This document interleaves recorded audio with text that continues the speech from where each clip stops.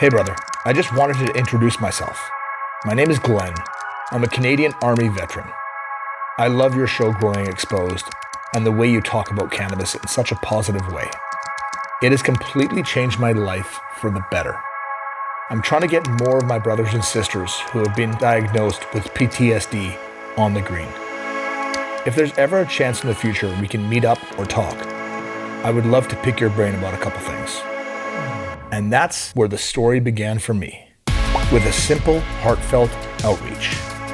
From a veteran who was on a quest not just for himself, but also for his brothers and sisters who have returned home, trying to cope, looking for a better way forward. And what we learned from Glen is, although cannabis is being provided as an option for veterans in Canada, the system is far from perfect. It was difficult to swallow that pill that we are, in a sense, cash cows to this industry. And there's no one out governing for it.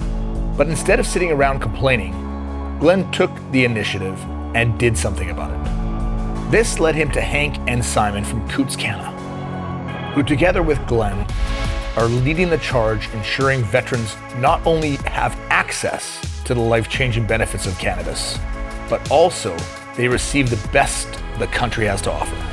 My goal is we're only putting minimum 10 out of 10s out of the bag. I want to go for 11 out of 10s. This is the way we have chosen to give back to veterans and respect and honor them. And there's no better way than craft cannabis like this that is medicine. We'll get into the painstaking process of pheno hunting that sets them apart right here in the Kootenays, British Columbia, Canada. And we will show you their flagship strain, Double Jeopardy, which is a testament to their craft. Dank, purple hues, dense buds, and unmatched flavor. It's a true unicorn in the cannabis world. You're gonna love this story, the passion behind it, and what this crew is doing to make a real difference. Come with me on a journey to introduce you to 61 Charlie. It's gonna be a special episode.